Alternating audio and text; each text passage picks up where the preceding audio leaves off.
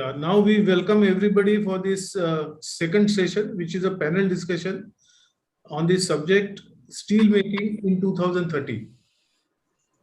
As you know, steel making has been conventionally done for last so many years, and of late there have been many changes in terms of technology, in terms of processes, and every now and then there are new processes coming up, new technologies emerging. Lot has been said about digitalization or industry 4.0, which is commonly known as in India. So all these things, where are we heading? What are the requirements of the steel industry? And in terms of technology, in terms of process know-how, in terms of reduction of cost and the more efficiency of the plant. So all these things put together, we are now, as the speakers in the inauguration session also mentioned, we are in for a very challenging as well as very interesting period of the industry. And with our technologies, with our process experts and metallurgists, we are hopeful that they will come out with some breakthrough technology which will reduce the cost of the steel making and increase the efficiency of the plant. So we are looking at various technologies with, like, we hear about green steel, we hear about hydrogen-based reduction in the reduction methodology, but I don't know whether they are commercially viable at this point of time. So all these things, all these questions we are going to ask the experts which are here with us, and we will be trying to get some answers to this technology breakthroughs and technology advancements in steel industry. And so this is the purpose and this is the objective of this session. So let me start with Dr. Chettoraj. Dr. Chettoraj, I just wanted to ask you, start asking by asking you that what are the advancements in terms of technology or the processes you are seeing just around the corner for steel industry? Are this green steel concept or a hydrogen based reduction, is that tomorrow? Yeah, I think there was some disturbance, but you can start now, sir. Yes, Dr. Chettoraj. Thank you. First of all, thank you for inviting me to this panel discussion. It's very interesting. Just before, I just forgot one thing. I did not introduce you people to the audience. Let me introduce all of you.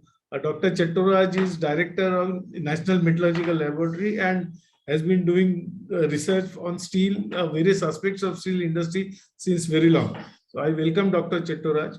Mr. Rajiv Paul, Dr. Rajiv Paul is director in NIST, National Institute of Secondary Steel Technology, and they have been also involved in a lot of research and technological advancements related to iron and steel industry, obviously. So I welcome Mr. Rajiv Paul. Thank you very much for attending. Then I welcome Mr. Devendra Agrawal. Devendra Agrawal comes from Kashi Vishwanath Steels Private Limited, and born in industrial family. He has done the schooling at Birla Vidya Mandir, Nainital, and this KVS Premier Group has the business interests in construction, structural steel, steel foundry for automotive and locomotive, industrial castings, food processing, for floriculture, etc. Mr. Devendra Agrawal is the president of All India Induction Furnace Association. So I welcome Mr. Devendra for this panel discussion. And so coming back to the question, and I also welcome Mr. Arun Barad. Mr. Arun Barad is managing director of Ultimate Technology Private Limited, and has been doing a lot of work for last 4 or 5 years on the digitalization of steel industry and especially digitalization of lime kilns. So he has installed many lime kilns all over the Asia, and is working on the digitalization of lime kilns. So I welcome Mr. Bharat in this discussion. And now let us start with Dr. Chettoraj. Dr. Chettoraj, coming to the first question which I asked you already, that what technologies are you seeing just coming around the corner for steel industry? Where are we heading? What technologies are about to be commercially implemented in our industry? Thank you. Let me start by giving a sense of what we are expecting to see. What are the areas where we expect definite challenges and definite improvements? The first is, of course, lean grade utilization. And this will have to be done.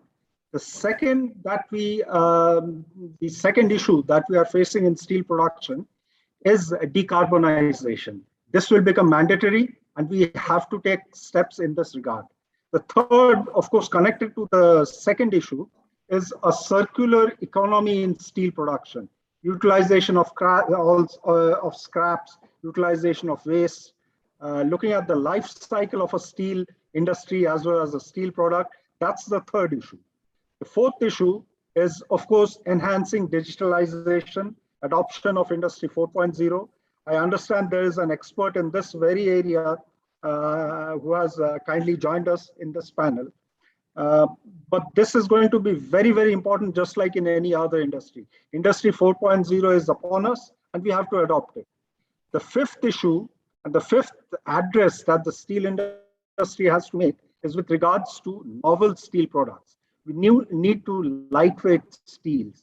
We need to find high end-use steels. We have to have new scientific concepts brought into the manufacture of steels. And the sixth issue, which is, of course, much more of a research issue rather than a production issue, is integrated computational materials engineering for developing new kinds of steels, for developing new kinds of processes. So the issues which are right now, which I see as challenges, are these six.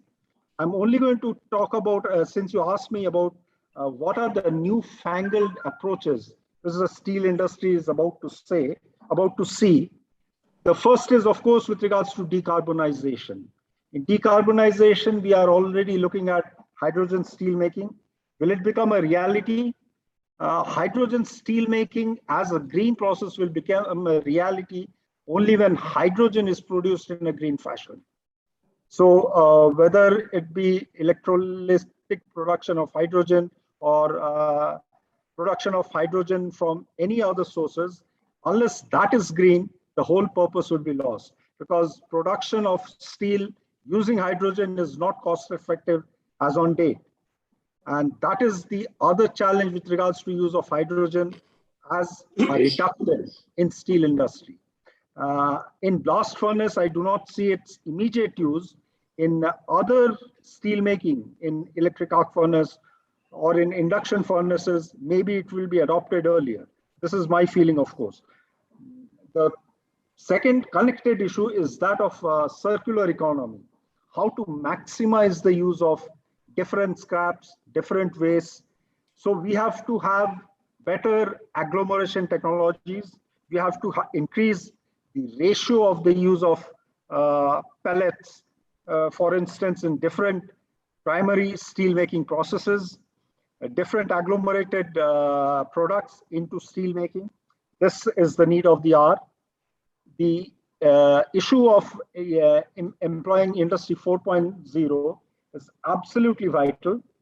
Today, our throughput, our efficiency depends on a very good servo or a very good feedback loop. And if that feedback is automated, if that feedback can take decision on its own, then it becomes much less labor intensive. It enhances the efficiency of the process. It reduces costs. It increases productivity. So Industry 4.0 is something that the steel making has to see, and it is already seeing. We ourselves have collaborated with different steel industry in making small tweaks in their processes, and we have some kind of an Industry 4.0 in actual production processes. For instance, in billet casting, in slab casting, there are interventions. There are non-destructive interventions which we have provided to our clients, which they have put into good use and have significantly affected their productivity. So that is one thing. What I do see a lot of emphasis on would be novel steel products. We need lightweight steels. Lightweight steels would be needed, especially for electric vehicles. And those steels would be very different from the run-of-the-mill large production steels that we see today. In progress. Sorry, can I continue? I think there was some disturbance. You carry on, sir. Yeah. The other steels are high environment, high hazard environment steels. For instance, you need steels for high temperature. Oxide dispersion strengthened steel is one candidate that is being looked at.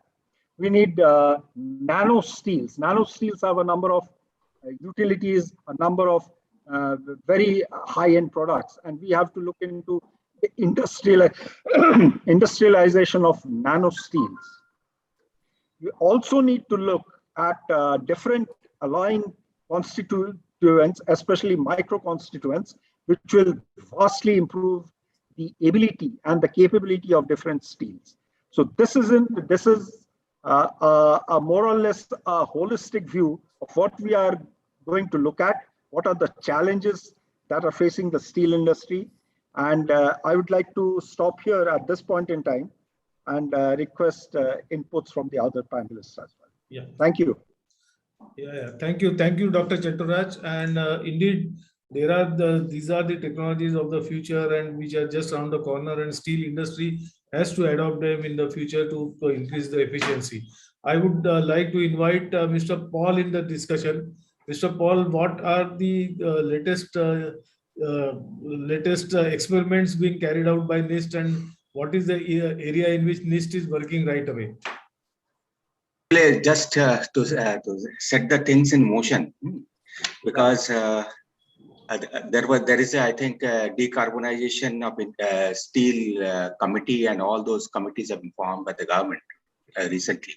So in that perspective, I would like to say that you have given the date 2030. 2030 to 2035. Most of the countries, especially 2030. But 2030. I will come to that part in the second round.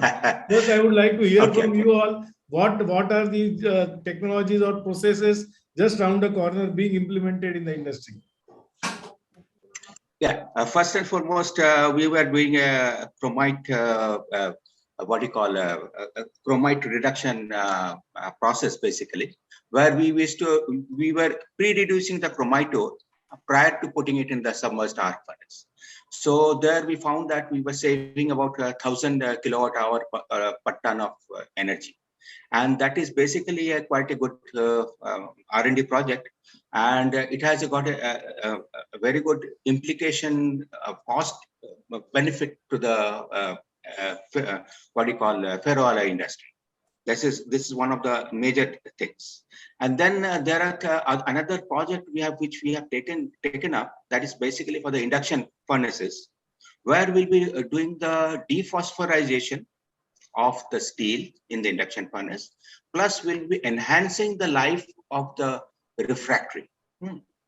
And there also we find, and these two projects were taken independently. Now we'll be doing an industrial trial, basically, in about an 8-ton induction furnace. And I think this will be changing the steel making processes in induction furnaces forever.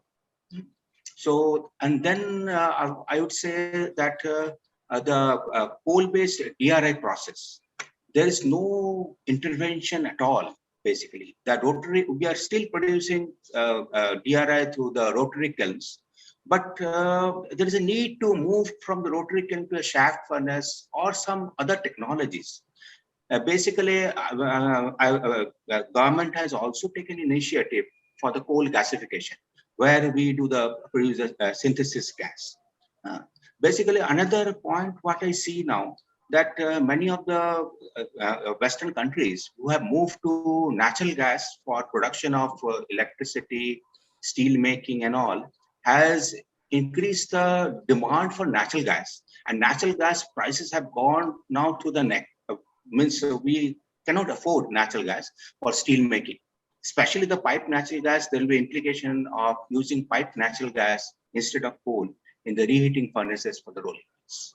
These are the things which I foresee now, and how to go about it will be, we need to see. Yeah, sure. And see, the thing is that you mentioned about the dephosphorylation in induction furnace and desulfurization, of course. So these are the things which are very important, because now the quality order is in place, and Madam Chobe also mentioned about quality order. So if we have to produce quality steel and reject substandard steel, then we need to have a technology which will convert which will reduce phosphorus and sulfur in induction furnace itself. Because making a new investment of adding another converter becomes too much for an induction furnace person. Anyway, we have Mr. Devendra Agrawal here. Mr. Devendra, what has been your experience? How are you reducing the sulfur and phosphorus? I am sure you must be operating induction furnaces. So what is your take on this? What is actually happening in the industry? Thank you, Mr. Chandikar, for giving me this opportunity. First of all, I would like to extend my hearty welcome to all the learned and eminent speakers, panelists, and to you as well for giving me this opportunity. At the same time, I will also like to mention, as I have told you earlier, that I will be little bilingual, or sometimes I will prefer Hindi to express myself better. You can speak in Hindi, no problem. Yeah, thank you so much. I am listening since very beginning. Madam Chobe has already taken almost all the points, but the problem is the policies are not being followed at the ground. There are issues. वही मैं आपसे सुनना चाहता हूँ कि actually ground पे क्या हो रहा है? There are issues for high cost of raw material, high power tariff, even disparity in tariff of power in different states. Sometimes it becomes very unviable for the neighboring state. Like, Odisha is much costlier than the neighboring states. And we are also listening about the central government to go for one nation, one tariff. It's a novel idea, but the states which are already having low power tariff, they will be suffering, but no problem. If all are on the same platform, there will be no problem. But this time we are facing some problems which are making us commercially unviable. I will just point out them and elaborate later. First of all, high cost of raw material. The secondary sector is utilizing basically two raw materials. One is sponge iron and other is recycling of scrap. For a year or so, we are getting sponge iron on a much higher rates, because sometimes the price of iron ore is high, sometimes the price of coal is high. And one more problem which can be specifically mentioned, that export of iron ore. There is a duty imposed on iron ore fines and lumps, but iron ore pellets are being exported without duty. It's a major issue. India being the largest producer of sponge iron, it is irony that the indigenous industry is facing problem of sponge iron. So there should be some necessary action to be taken in the matter. Regarding power, I have already explained. And the burning issue, which is being faced by almost all the entrepreneurs and all the sectors, that is the hostile tax regime. Mentioned hostile, it may be on the ground, it is really so. The basic concept of GST is excellent, however, its execution modalities have been creating grave hindrance, which consume substantial time and energy of steel manufacturers. In case of non-deposit of tax by some scrap traders, GST authorities have been pressuring steel manufacturers to deposit the tax amount, despite of the fact that they have already made the payment thereof to the scrap traders. the number and intensity of such cases has become so, when the GST, CGST personnel come for raid or search, they do not bother to see our papers, our account books, our bank account. They only say this is the liability. Either you pay or come or join us for imprisonment. So this is a very harsh attitude. An entrepreneur who pays crores of rupees as a tax monthly, he is being treated like a criminal. So this is making very hardship to all of us, and we are in touch with the state government, central government. Tomorrow or perhaps today, we have a meeting with the Honorable Finance Minister in Panchkula. Various state governments have already sent the representation to central government to look into the matter. We have suggested two ideas: either to collect tax at reverse mechanism, or to reduce tax, or either abolish tax on this scrap, because ultimately the consumer will pay it. Why is being forced to pay 2 times? And another anomaly that of a level playing field, though the additional secretary has informed that the Ministry of Steel has asked the Ministry of Road Transport and Highways and CPWD to allow the secondary steel sector for supplies. But the fact is, none of the PSU is buying steel from the secondary sector, because they all follow CPWD, and CPWD is clearly denying. I have filed suit in Uttarakhand High Court. Last year, I have filed a suit against them in UP High Court, but courts are also not listening to the entrepreneurs. They are much in favor of the government. Only we are wasting our time.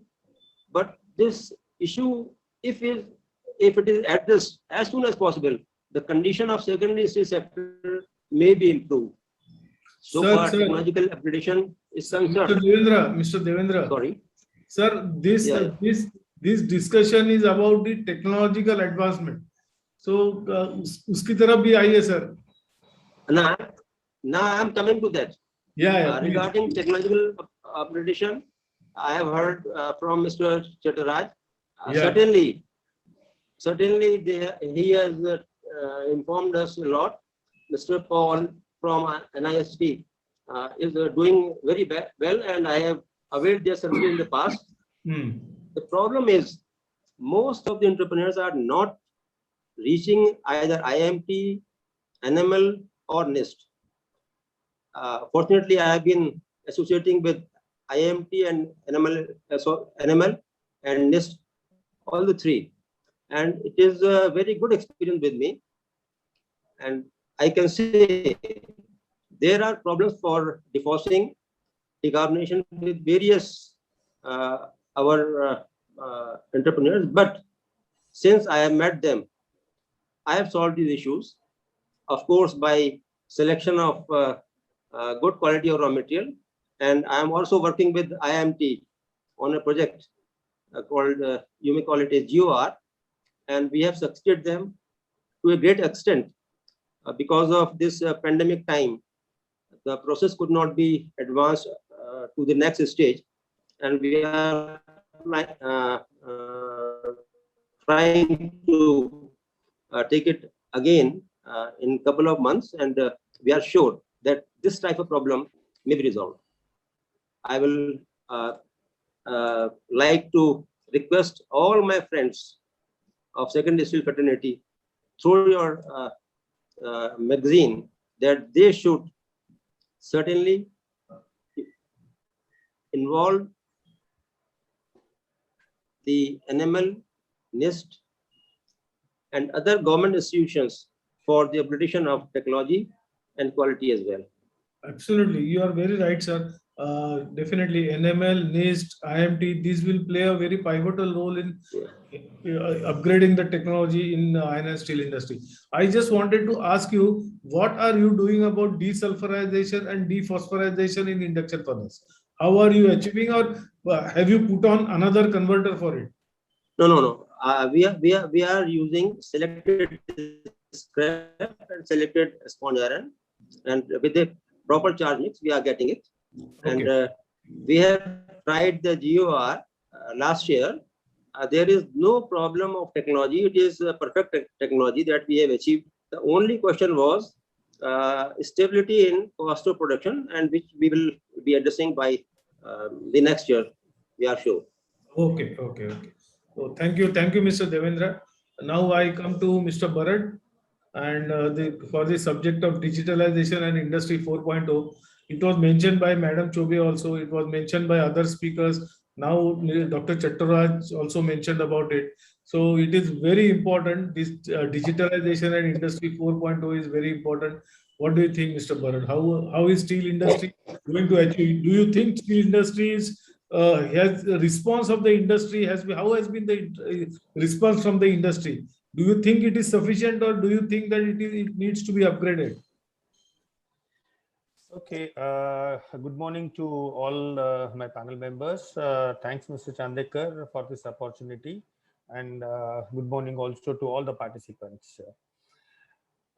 We have been working on the digitalization, industry 4. All these are very big words, seems to be not sufficient. Industry 4 is changing completely the way plants are operated and maintained today. By 2030, let me first tell you what is happening in the steel industry. Okay, as Mr. Chandekar asked me. See, in the steel plants, presently, we have been talking to all the steel plants, but all these Industry 4 technologies like robots, like drone, like 3D printing, these are all, in bits and pieces, they are implementing in very small way. There is no any comprehensive approach by any steel maker, integrated steel maker, till today to completely digitalize the plant or use all the technologies available in Industry 4. So this is the present situation, but there is a huge opportunity for almost all Industry 4 technologies to upgrade the way plants are operated, the way plants are maintained, and increase the efficiency of the plant, increase the profitability of the plant, reduce the accidents, means increase the safety level. So, for example, I give you a very small example how the Industry 4 robotics can be used for the safety of the persons. We handle millions of tons of raw material, most of which reaches the steel plant through railway wagons. The linking and delinking of the railway wagon in the raw material yard itself is a very risky process. There are several examples of fatal accidents in this area. A very simple robot can be used for linking and delinking of the wagons in raw material yard and make the process more safe and more efficient. So like this, I can give you another example, like charging of aluminum bar in your BOF or EAF. Even now, I see many steel plants do it manually. A robot can do this very easily. Like this, the sample collection of steel or a hot metal again is again a risky job. So like this, there are a number of things. If I have to express in one sentence, by 2030, what is the title of this discussion? All these things which are monotonous will be taken over by Industry 4 technology called robot. But maybe one more can be inspection of tall chimneys by drones. Yeah, that I was coming to it. See, drone has many applications. It is not only the drone can do the stack sampling. Drone can do the entire pipeline inspection of the integrated steel plant where kilometers of pipelines are there. Drone can do complete raw material yard management. Drone can do slab yard management. So see, all these are possible because these are being done in a small scale in many other industries, not only steel plant, in many other industries. Yeah. So there is huge potential, but as on today, I don't foresee, and Industry 4 implementation has to be top driven, and there should be a very strong commitment from the top to see that these all technologies are implemented. To be top driven, the top management has to accept that these all leads to a lot of transparency. All these technology leads to a complete transparency in the whole operation and maintenance of the plant. The top management should be ready for such culture change. Actually, I'm not telling they are not transparent now, but it will lead to 100% transfer because the whole data is managed by the analytical software. Whole data is managed, and the organization becomes horizontal by implementing Industry 4 technologies. The vertical reporting power gets reduced. This is what is there. So I can speak more on how the steel making will be in 2030 in the later part of the discussion. Yes. So, but there is huge potential, I can tell you. There is huge right from the. Just a minute. I think there is some disturbance. Who is there? Yeah, you can continue, Bharat sir. Yeah. So this is how it is. I think a lot of steel plants are looking, but I can in the later course I can tell you what exactly the complete digitalization means, how it works, how the whole plant can be managed through digitalization. Over to you, Mr. Chandekar. Yes. Thank you, Bharat sir. And at this point of time, Dr. Chettoraj, I would like to go slightly deeper into this hydrogen. There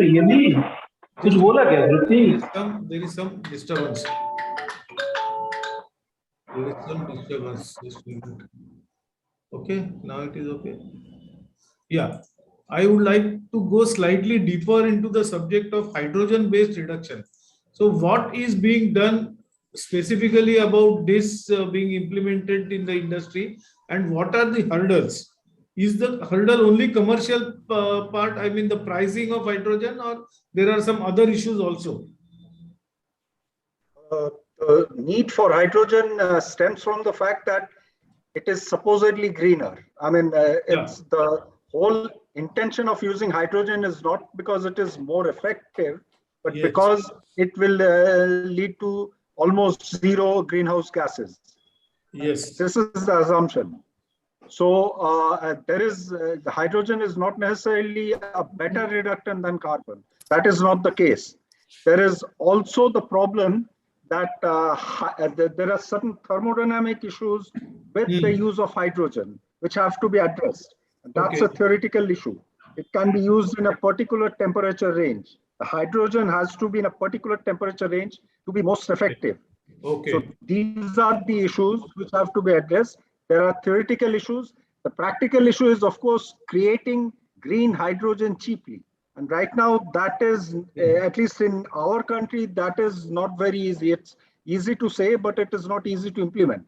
Even if you use hydrogen produced from by electrolysis, that would still require electricity itself being produced in a green fashion. If the electricity itself is being produced by coal combustion, it is no longer green. So even if you use electrolysis to produce hydrogen, that still does not become green.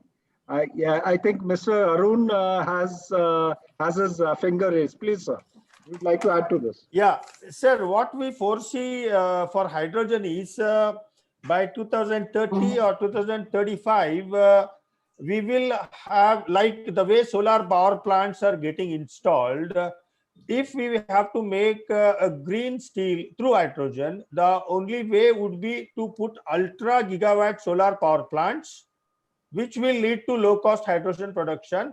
Then only this hydrogen economy is going to revolutionize.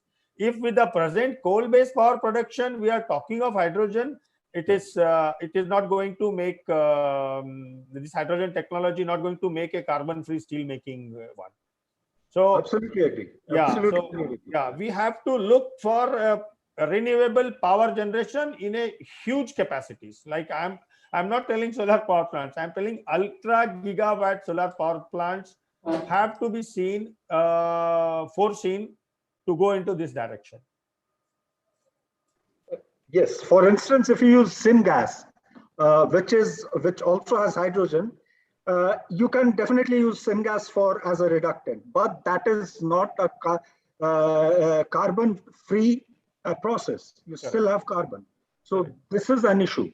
You can use syngas. Coal gasification can lead to different kinds of reductants. They are all adaptable, but not a carbon-free technology. Yeah. That is the issue.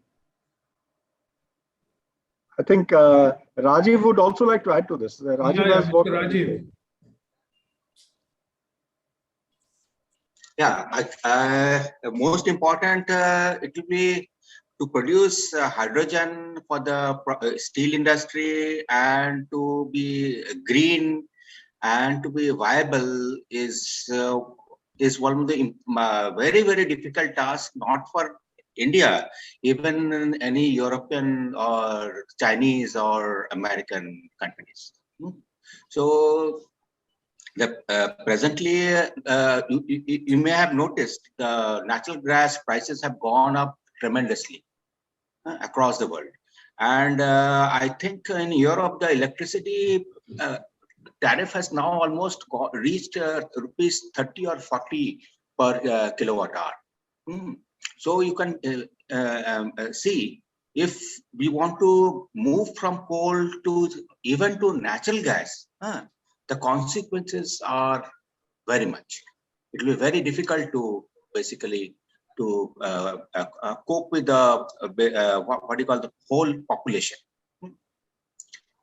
So now by 2030, 2035, most of the advanced countries said that they will be peaking in the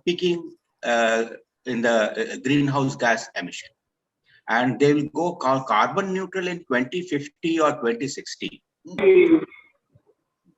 And on the other hand, our country, we have not yet committed, but we need to commit.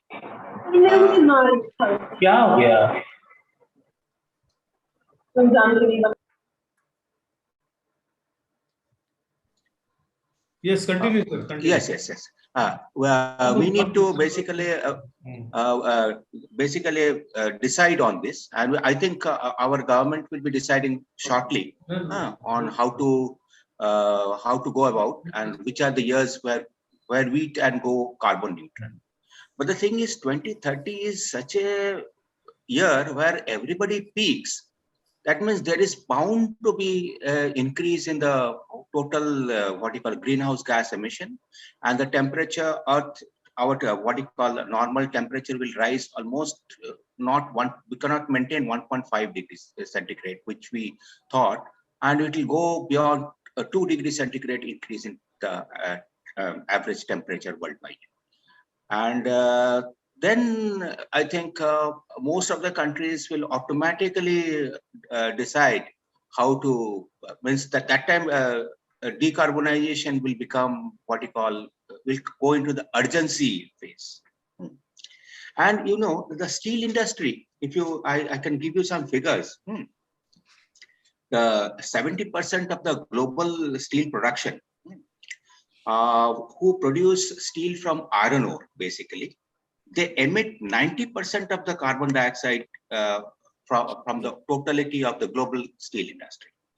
On the other hand, the mini mills who produce steel from scrap, recycled scrap, they what you call emit they produce 30% of steel, but emit only 10% of the emissions.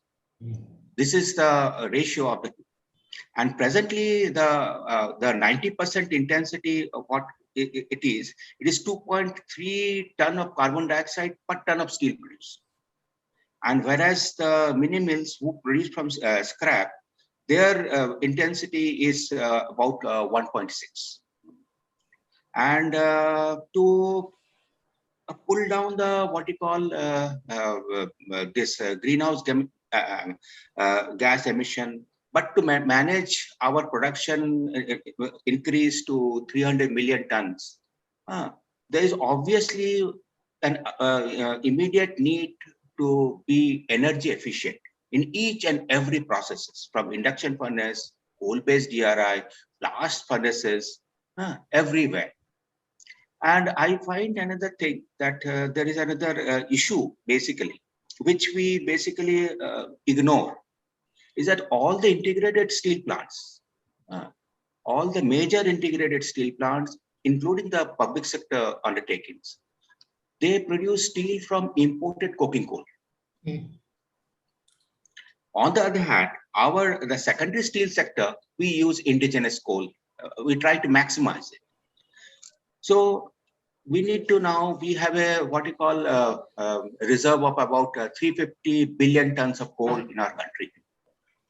So automatically we need to depend on more on coal, rather than our indigenous coal, rather than on imported energy.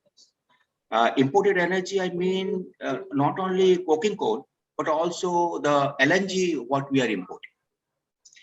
LNG is now being distributed through the piped natural gas as PNG through the network, and it is given to the industries to and asking them to move from coal to PNG to reduce basically the what you call pollution level. But that dependency, I think, may not make this industry viable when the natural gas prices are going up very fast. So I find that we need to go for coal gasification immediately, but we don't have the proper technology, proper set of what we call machine building companies.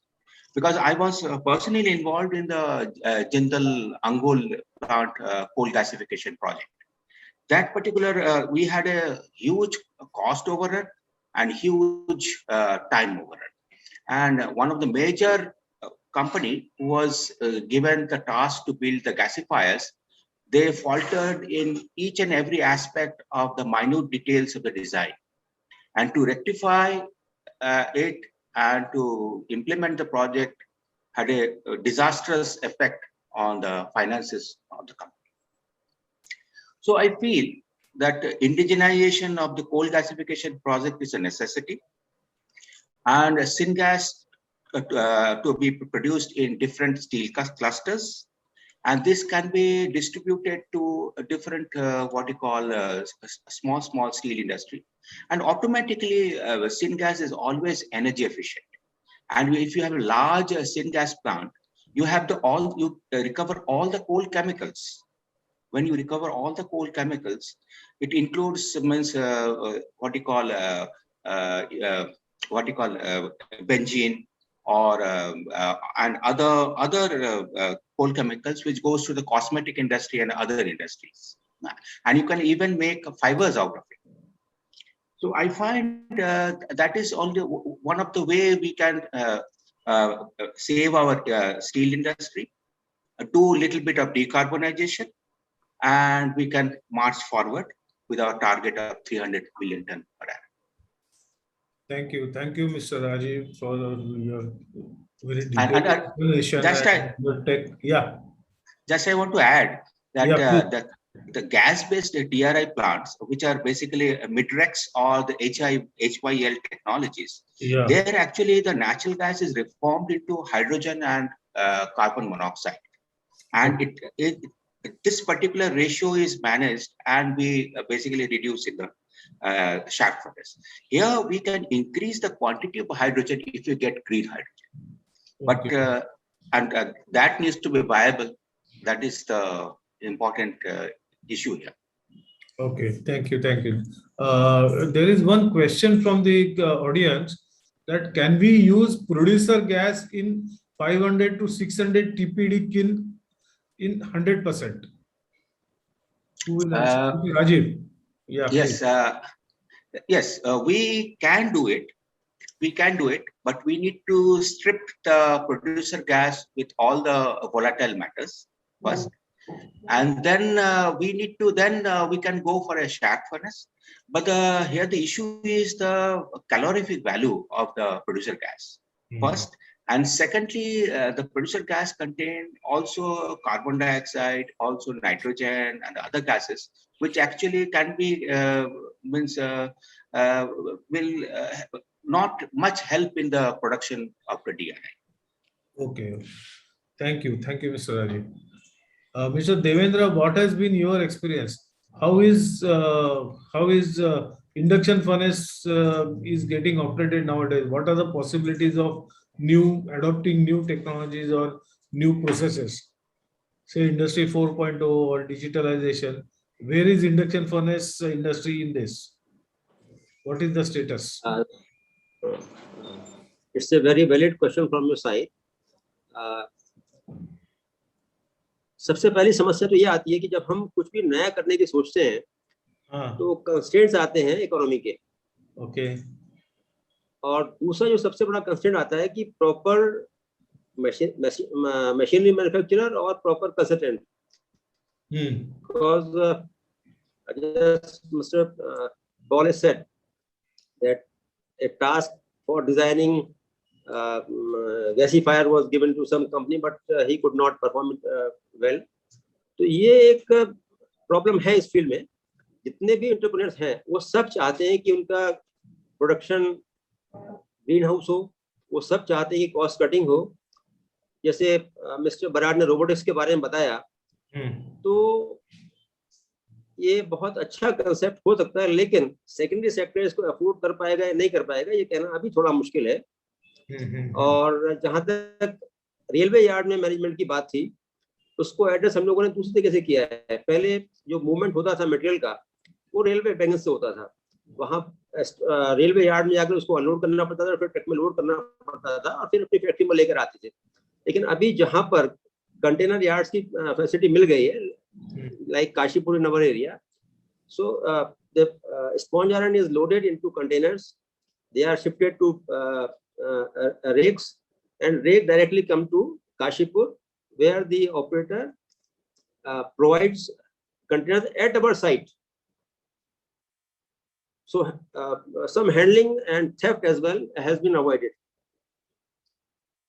और दूसरी बात जो इसमें issue है process का, तो cost cutting के लिए सबसे जरूरी है. अभी बहुत से लोग स्क्रैप की प्री प्रोसेसिंग के ओर इतने सेंसिटिव नहीं है, जो बहुत एक इम्पोर्टेंट इशू है. क्योंकि अगर स्क्रैप की प्री प्रोसेसिंग हम पहले से करेंगे तो हमारा यील्ड बढ़ेगी और एनर्जी कंजम्पशन कम होगा. और जो सबसे बड़ी बात यह है कि हम उसी इंस्टॉल्ड कैपेसिटी का पूरा यूटिलाइजेशन कर पाएंगे. अभी एक इशू और भी आता है कि बहुत से लोगों ने इंडक्शन फर्नेसेस में फ्यूम एक्सट्रैक्शन सिस्टम लगाए हैं, लेकिन वो एफिशिएंट नहीं है. रीजन यही है कि जहां से उन्होंने बाय किया या कंसल्टेंसी ली वो प्रॉपर नहीं थी. मैंने अपने फैक्ट्री में यूज किया सिंसर्ट सिस्टम, अब बढ़िया काम कर रहा है. और इस समय हम एनिमल के सहयोग से फ्यूम्स को एक्सट्रैक्ट भी कर रहे हैं और उनसे जिंक भी प्रोड्यूस कर रहे हैं. और अपने अलावा आसपास के कई प्लांट से हम लोग डस्ट परचेज भी कर रहे हैं, उनको प्रमोट कर रहे हैं कि आप अपने सिस्टम को एफिशिएंट बनाइए.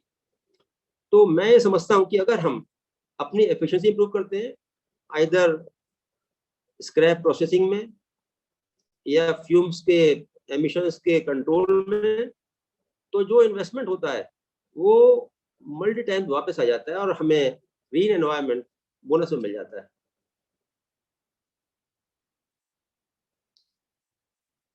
यू आर बिल्कुल सही कहा सर आपने. more and more people, more and more industries should get these technological benefits from the associations and the Yeah. institutions which are working in this area. And there is one question. इसमें sir मेरा एक सुझाव और है हाँ कि बोलिए। अगर मिनिस्ट्री ऑफ स्टील के मार्फत या किसी दूसरी एजेंसी के द्वारा एक अवेयरनेस कैंपेन चलाया जाए कि हम अधिक से अधिक NIST का या एनएमएल का यूज कर सकें, या क्या क्या सर्विसेज उनके पास अवेलेबल है, तो मैं ये समझता हूँ कि बहुत बड़ा लाभ इंटायर स्टील फ्रेटर्निटी का होगा और अल्टीमेटली नेशनल ग्रोथ में तो हम कंट्रीब्यूट कर ही पाएंगे। बिल्कुल, क्योंकि मैंने अनुभव किया है, इसलिए मैं अपने अनुभव से कह सकता हूँ। करेक्ट, आपने अनुभव किया। वैसे ज्यादा से ज्यादा लोगों ने इनका बेनिफिट लेना चाहिए। In fact we have been always, steel world has always been promoting the more and more interaction between this educational and the research institutes and the industry, which is happening now. I mean, a lot of people are now getting in touch. What has been your experience, Dr. Chettoraj? Do you think there is more interaction these days, or do you think still there is a lot of? Yes. I think the connect was not there with, especially with small and medium industries, micro, small and medium industries. In fact, Mr. Devendra Agarwal does represent quite a bit of them, because these are small. The problem is with funds. They are normally have very low profit margins, and for any research you require funds. And we have not seen individual entrepreneurs come and look at us for research. On the other hand, Mr. Devendra Agarwal's whole organization as a whole, they have come forward, and a few research have been conducted with NML, with NIST, and now with IMMT, I think. Those are good signs. But at the same time, I must say, the amount of research or the amount of innovation that the MSMEs are looking for are not very high. I mean, they are a little possibly fund starved. This is I know, but sir, is it a good idea that on behalf of them, their association gets in touch with you for new projects? Can't hear you, Mr. Danish. So is it a good idea that on their behalf, their association gets in touch with you and you do some joint projects? That is exactly what is happening, actually. Yes. Mr. Devendra Agarwal is aware of that. Their organization as one unit is approaching us quite often, and we are helping them out. That is true. That's the way to go. Okay. What is your experience, Mr. Rajiv? Is there more connect these days with the industry, or still industry is not aware what you are doing? No. We have got a very good connect with the industry. Okay. And on most of the clusters, they approach us from Raipur cluster or the Mandi Govindgarh cluster or Jalna cluster. All these clusters, they approach us. Durgapur cluster. Okay. There is no problem of them approaching us. But the thing is that the issue is the fund that they have actually, which they negotiate very hard for any work which we need to do, and then it becomes a bit difficult for us to manage with that small fund. So we need some other grants or somewhere where we can manage this basically. Yes. So look forward to because MSMEs are not the margins are very low, unlike the integrated steel plants. Yes. So they cannot take R&D, or they cannot take innovations and other things, and it is running as usual. So there we need to move away. We need revolution actually in this area. Maybe something like Steel Development Fund was there. So I don't know whether it can be used for this purpose or not, but there is some fund in the Ministry of Steel which can be used for developmental purpose. So maybe for this purpose also it can be used. We'll have to check up. Yes, Mr. Devendra, आप कुछ कह रहे थे? अभी आपने development fund के बारे में बात की थी। तो वो फंड इतना कम है कि जो भी प्रपोजल वहां पर जाते हैं, मैं उसका विक्टिम रह चुका हूँ खुद भी। अच्छा। और उसका जुडिशियल डिस्ट्रीब्यूशन नहीं हो पाता। ओके। और एक्सपेक्ट ये किया जाता है, देखिए अगर हम कोई R&D कर रहे हैं, it may be successful, it may be unsuccessful. How can anyone assure that it will be 101% successful? उसमें तो जब कोई नया काम करेंगे तो उसमें सफलता असफलता दोनों ही हैं, और मैं समझता हूँ पूरे विश्व में कोई भी नया आविष्कार पहली बार में तो नहीं हुआ। तो अगर ये डेवलपमेंट फंड प्रॉपर्ली एलोकेट हो उन लोगों को जो सीरियस है, तो मैं समझता हूँ ये बहुत बड़ा एक पुशअप होगा इंडस्ट्री के लिए। बिल्कुल बिल्कुल। There was something called UNDP also, no? UNDP was also allocating some funds for upgradation of rolling mills or something like that. Mr. Rajiv, you are aware of? Yes. There was some fund. Nodal agency sometime back. NIST was the nodal agency or something. But like that. yes. That now the UNDP is not having much fund actually to spend on this project. Because UNDP is their funds from the other developed nations have been reduced basically. So they are not able to undertake such projects anymore. Okay. So actually the road to develop new technologies and new processes is also full of hurdles. What do you think, Dr. Kettural? Will we achieve anything by going with these hurdles and with this speed? I'll tell you what the problem is with the steel industry making new innovations, because we are talking of very large scales. You cannot do a laboratory process and develop a technology. It is just not sensible. So you have to pilot it. Even the piloting is a few tons. Normally, any research organization does not have the means to, produce it at a tonnage scale, anything. Therefore, in steel industry, it's very difficult to conceptualize new innovations. In fact, if you look at the foreign countries, whether it is Sweden or wherever, there is a consortium of different organizations which come together to build a pilot plant, which is a true scaling of the innovation, and then only they implement it. In India, unfortunately, we do not have even a pilot scale facility for steel research. We tried to build one at NML, but it did not succeed eventually.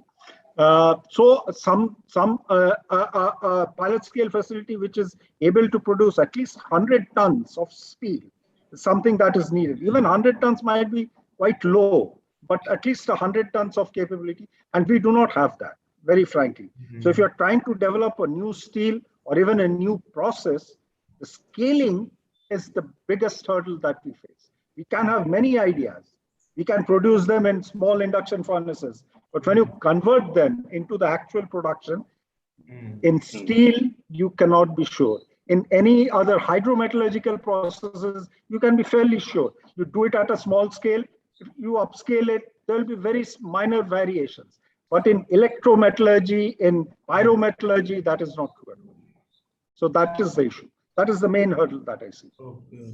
Sir, what about these centers of excellence being created in some IITs? Rajiv, are you aware of it? I think they was involved in creating these centers of excellence. I know one in Mumbai IIT. Yes. So but do they have the scales is the question I'm asking. I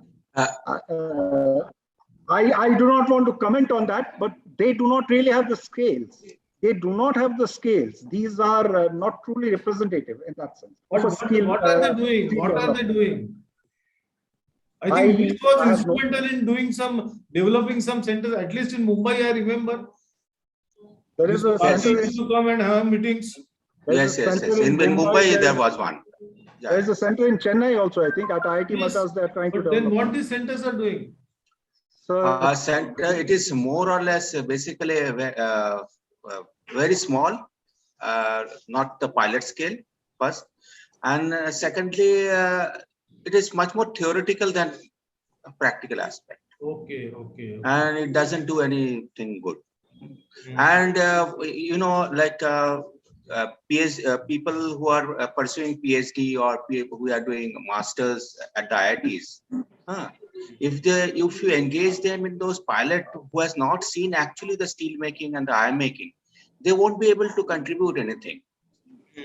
You need researchers who have about 15-20 years of experience in steel industry, and to set up a industrial scale project with design engineers.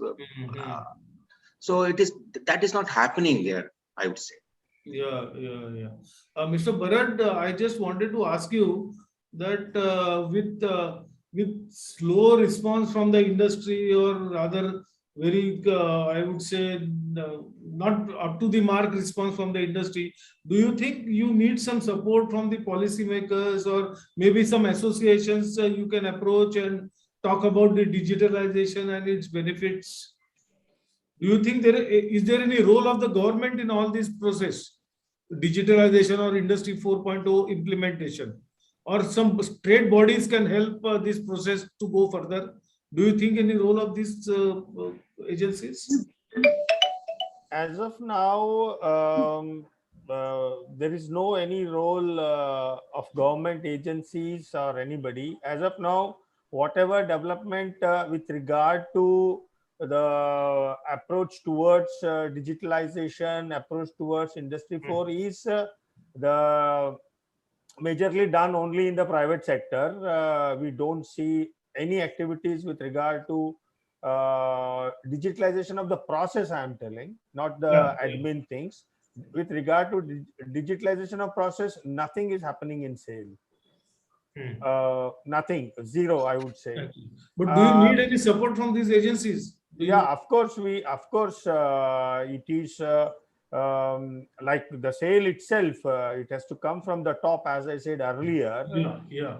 Because see, Industry Revolution 4 is leading towards increasing the efficiency of the plant, increasing your profitability, increasing your safety, and more, the world is now talking about sustainability. Yeah. So these technologies will lead towards all these things, because we cannot foresee the traditional way or the even present way of steel making to continue for another 10-15 years. That's what is my personal opinion. And these technologies, what I foresee, how the steel industry will be driven by 2030 will be, the world will have full of electric cars, the space trips and all becomes very common, the high speed rails become very common, express highways become by 2030 or 2035, 35, whatever. So in this context, the quality of steel requirement for all these above developments, as Mr. Chatara says, is must to go towards ultralight and high strength steel. There has to be a change in the whole steel making process. You cannot ignore these developments and keep producing the same steel what you are producing today. It has to be a future applicable kind of steels. And also, why I am telling is, see, if you look at the telecommunications started with 2G, then 3G, then 4G. Now we are talking of 5G. By 2030, we will have 10G or 15G. With this speed of data exchange, each and every machine in the steel melt shop or any process industry will have a digital twin. This is a word used in the digital world. It's called digital twin. Every machine will have every plant, like for example, my core area of work is lime calcination plants. Today we have we have digitalized the entire lime calcination plant, and close to 60 plants across the world are being monitored from our control room, and all 60 plants are observed, or what I say, we are calling it as industrial digital operator. The future is people will not hire manual operator. People will hire digital operators. This digital operator equipped with artificial intelligence and machine learning, these kind of things is far more powerful than the human operator. So for these kind of things, I think I've been diverted from your question, but there has to be a support. The lead should be taken by SAIL. The lead should be taken by the private sectors also. I don't think as a policy, government can do much in this because this calls for a huge change in the mindset of the managements. This is something which is completely looks like imaginative now, for which the management has to really change their mindset. And in a line plant where I have more than 50 kilns digitalized, we are really reaping a lot of advantages by digitalizing our plants. I hope it's all 60 plants are in private sector. All 60 are in private sector. We gave one line plant in Durgapur steel plant. There they refused to give internet connection. So I cannot, without internet, we cannot do anything. We have around 4 kilns in JSW Steel Dolvi. We have around 5 kilns in BSL Tata Angul. These are Indian kilns. Globally, we have around 60 kilns.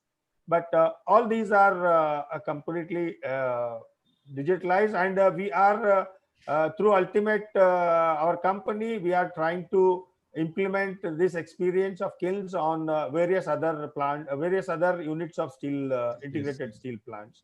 We have some discussions with JSW Steel Bellary. We have some discussions with BSL Tata going on at a nascent stage. The challenge in this is to convince the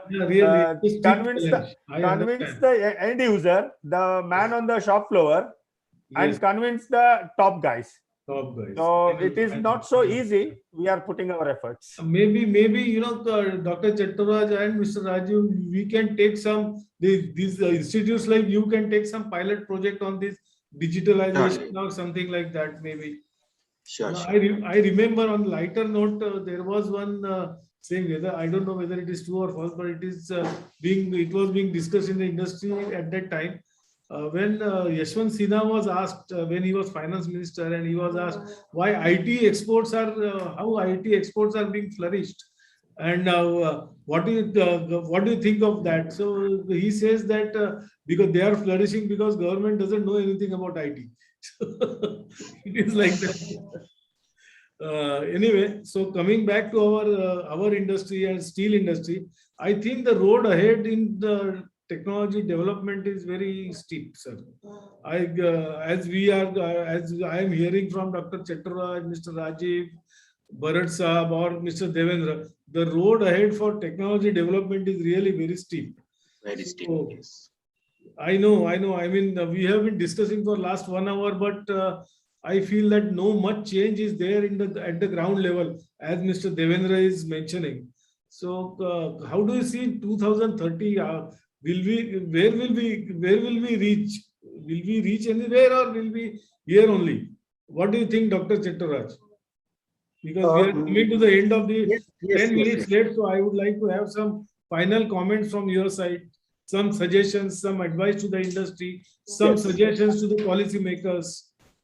Sure. First, before I comment on that, what do I see in 2030? Let me just quickly respond to Mr. Bharat's comments.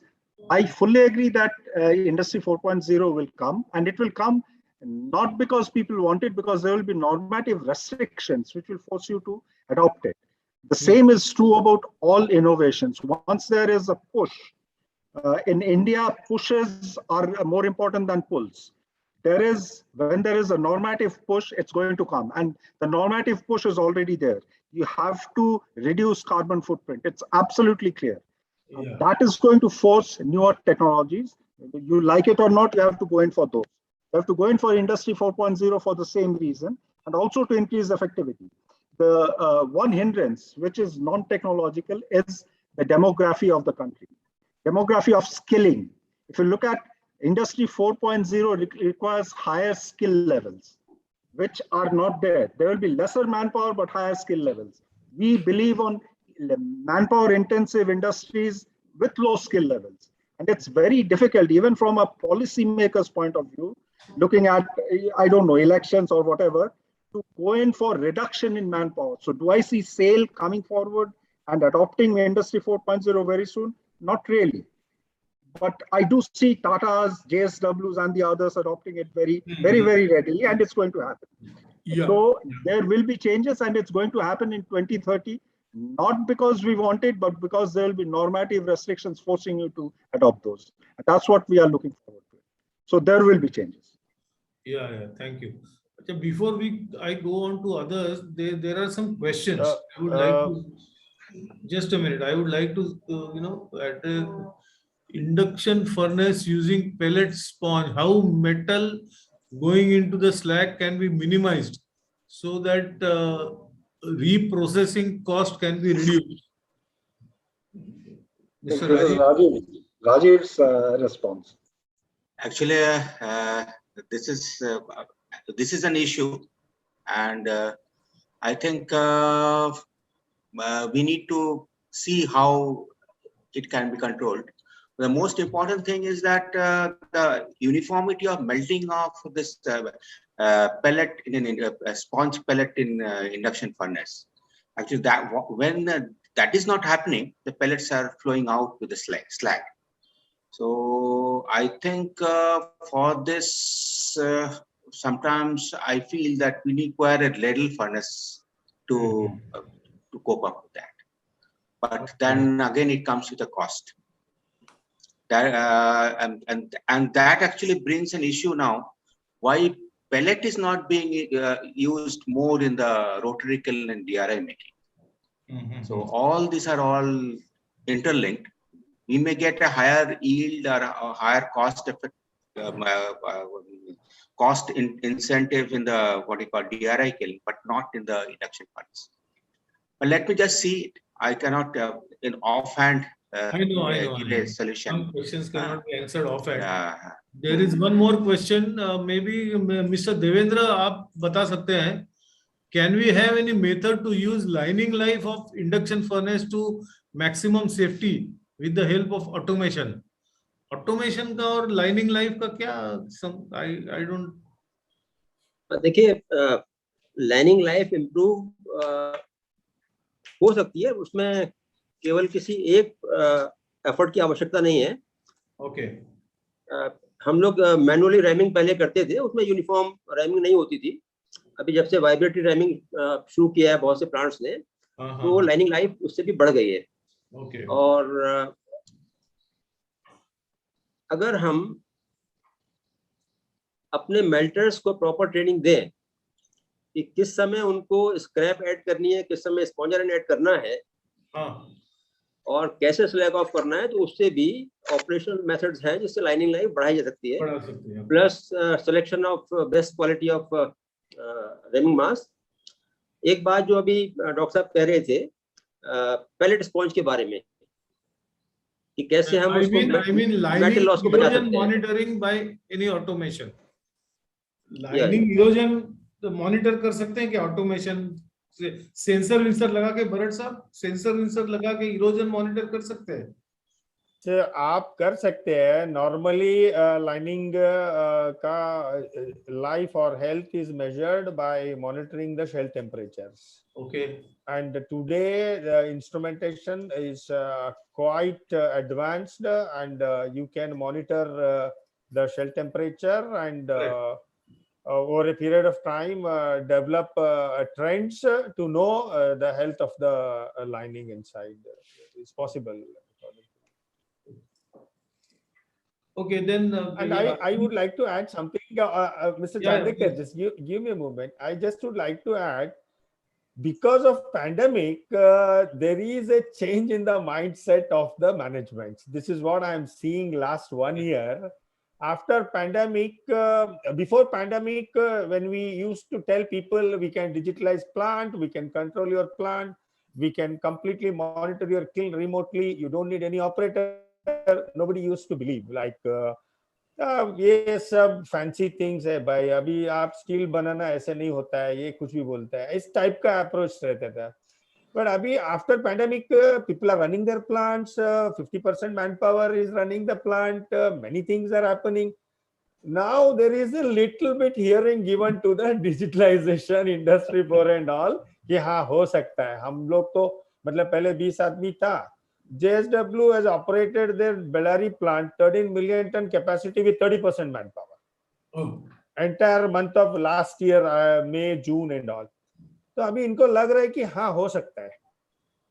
and Correct. people were on job, doing on phone, on mobile, on WhatsApp, Yeah, on yeah. videos, working from their homes, but plant was running basically. Correct, correct. This is one thing I am very optimistic is pushing. Pandemic was Yes. not good, but Yes, it is absolutely. This one thing was good yeah, it is of the pushing. pandemic. I agree with you. I agree. Yeah. Yes, sir. Yeah. Okay. So coming to the 2030 scenario, what do you think, Mr. Rajiv? I'll come to you, Mr. Bharat. So Yes, yes. I let us think, hear from Mr. Rajiv.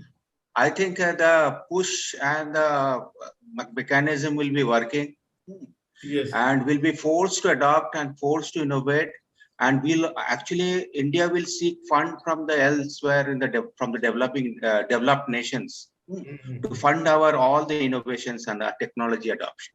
Why would they That- fund? Why would they? Uh, because see, India, if we want to decarbonize without any new innovation, Mhm. then it will affect our GDP.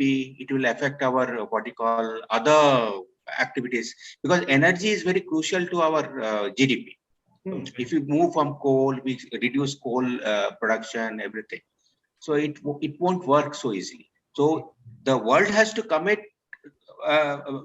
us some fund so that we can innovate and move to new innovative technologies, and that I'm sure will happen. So that will be some Western investing Yes, agency yes, will yes, invest yes. in India, Indian Yes, yes. decarbonization. That's what you Yes, are yes. saying. And I think many of the what you call steel plants will move to India that time, Okay. Yeah, steel because energy and what you call GHG emissions will be so stringent in Europe and other countries, the steel plants won't be viable there. They have to move to India to certain extent. And what would you suggest to the policymakers how to utilize their funds? So If first and at all foremost, they have any funds. most important, we need to have pilot plants and what you call industrial scale small plants. Dr. to do- Chattopadhyay, Yes, yes, that is the must. Otherwise, that you is the must. with laboratory scale, you cannot do anything. With muffle furnaces, we cannot do much. No. Okay. Okay. Mr. Devendra, आप क्या कहते हैं? क्या होना चाहिए industry में? Sir जैसे अभी बात 2030 के रेफरेंस में हो रही थी और ये बात निकल कर आई कि हमें लाइट वेट मेटल्स की जरूरत पड़ेगी, तो मैं ये समझता हूँ कि अगर हमारे जितने भी इंस्टीट्यूशंस लाइक NML, IMT और NIST, अगर ये लोग एफर्ट्स अभी से शुरू कर रहे हैं, हम नहीं जानते कर रहे हैं नहीं कर रहे हैं, इन्हें करने चाहिए और निश्चित रूप से इंडस्ट्री उसको सपोर्ट भी करेगी. और so far pilot plant is concerned, I have kept my 1 6-ton furnace idle just for this purpose. If you need any experiment purpose, I offer myself, because I have always been taking initiative in the matter. Very good. Rule my pleasure. आपको ये लगता है क्या कि 2030 में आप घर से ऑपरेट करेंगे फर्नेस? घर बैठ के क्यों नहीं फर्नेस लगता? जब ऑपरेट करेंगे, प्लांट ऑपरेट करेंगे, ऐसा लगता है आपको? जब कोविड ने सारा कुछ घर से ऑपरेट करना सिखा दिया, तो व्हाई नॉट फर्नेस? कोविड ने बहुत सारा चीज सिखा दिया. सही बहुत बात. कुछ सिखा दिया. और अभी जो मिस्टर बराड़ बता रहे थे कि बहुत मैन पावर कम हो गई, ये हमने सेकेंडरी सेक्टर में अपने यहाँ भी देखा है. हाँ. कि जब मजबूरी में काम करना पड़ा और इवन बहुत से जो एडिटिव्स हैं या ऑक्सीजन कंजम्पशन है वो काफी ड्रास्टिकली डाउन हुए हैं. मीटर ने मुक नीचे अवेलेबिलिटी नहीं थी तो कम में काम चलाना पड़ा. हाँ. और अब वो हैबिट में आ गए. वही पेंडेमिक ने ये चीज हमको सिखा दिया. एक मैं सजेशन और देना चाहूंगा. हाँ. कि बहुत जो मैंने खुद भी कहा था कि बहुत से हमारे एंटरप्रेन्योर्स जो टेक्निकल सर्विसेज है हमारे एक्सपर्ट्स की, उनको अभी अवेल नहीं कर रहे और आगे नहीं आ रहे. हाँ. अगर कोई पॉलिसी गवर्नमेंट की तरफ से ऐसी बन जाए कि अगर वॉलंटरली कोई एंटरप्रेन्योर अपना ऑडिट प्लांट का NIST से कराता है, NML से कराता है, तो उसको कहीं किसी चीज में इंसेंटिव अगर दे दिया जाए, तो शायद लोग जो अभी आगे नहीं आ रहे वो फिर आप लोग के पीछे भागते फिरेंगे. बिल्कुल सही बात है. Mr. Bharat, last word from you. Do you imagine all steel industry will be operated from home in 2030-31? What do you think? We cannot make such a blanket statement. No, I'm just all steel industry. It's not possible, basically. Uh-huh. But To conclude, I will say that all the routine jobs, all the manual jobs in the coming days, where you Hitesh only फिर brain, આપણે you need નિકેન hands and 201 legs. નંબરનું એ બતાવો ડબ્બો. एक minute sir. 201 I number don't know. લખેલું છે, એ Hello. Metre બતાવો. સરખું ફિટ કરાવજે એને કે. Just a minute. Please put off your video, audios. हाँ बताइए sir. Please So, continue. so to conclude, I would say all the places in the plant, in any process industry where you need hands and legs will be taken over by robots. All the places where you are using your intelligence, human intelligence, will be converted into analytical software and will be taken over by artificial intelligence. I presume in the coming 5 to 8 years, artificial intelligence will reach almost to the level of human intelligence, almost for doing industrial jobs, not for innovation or creating something new. Yeah, maybe for doing industrial jobs. Yeah. Because it's a matter of how you design and develop. And now, to reach this, I think this is very high time.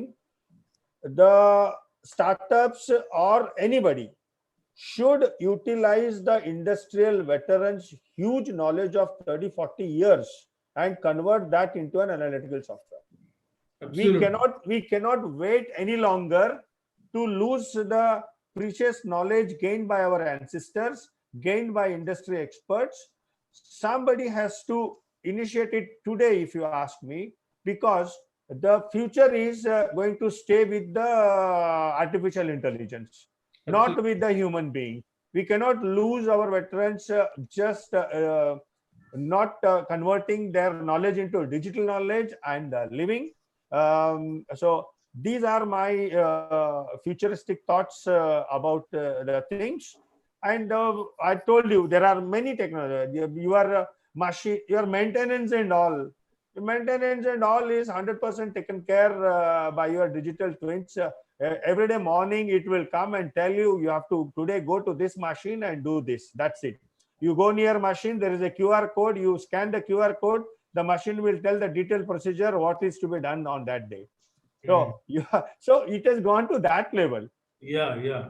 Just you Paytm and all, you scan the QR code, you go to your bank detail, right? Correct. You put a QR code on any machine, you scan the QR code, you go to the details of the machine. Absolutely. So even the engineering is completely going to get digitalized. You don't need to search for the drawings anymore. So these are the things which looks to be a bit fancy, but I am quite optimistic. Yeah, no, it will come. It will come. As Mr. Chatraj, as Mr. R.K. Paul said, we will be forced to accept. And Indians are always, when the situation is forceful, then only we will accept.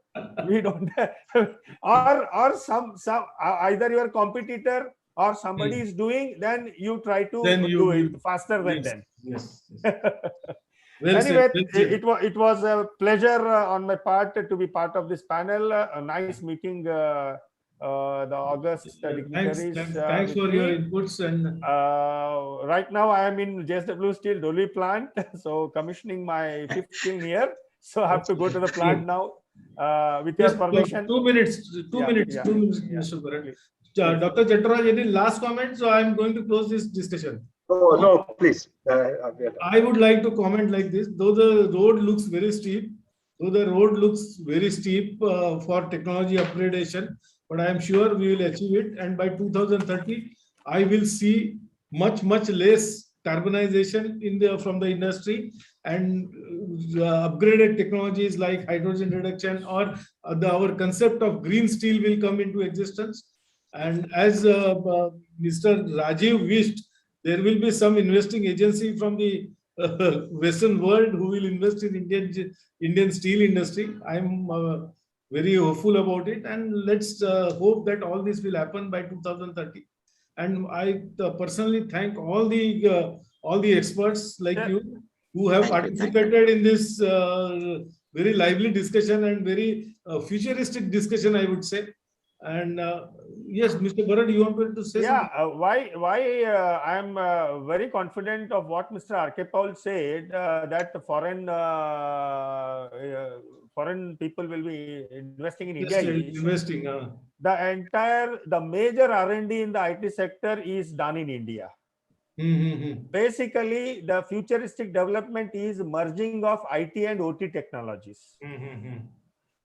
So this is the basis why they will invest, maybe not directly to industry, but to the new unicorns, new startups. Yes. But the amount of investment for R&D you got in IT, you will get in a merging of IT OT also.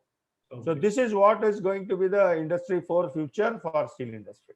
Well said, well said. So I would like to thank all the dignitaries, all the experts, Dr. Chattopadhyay, Mr. Paul, Mr. Bharat, and Mr. Devendra for your valuable inputs. And it was a very lively discussion. And I am very sure that people have gained something out of this discussion, gained some direction, gained some inspiration, or gained some technological inputs.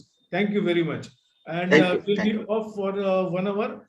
And now it is 12:35, and we will be here at 1:30. Thank you. Thank you. Thank very you, sir. Thank you. Thank you.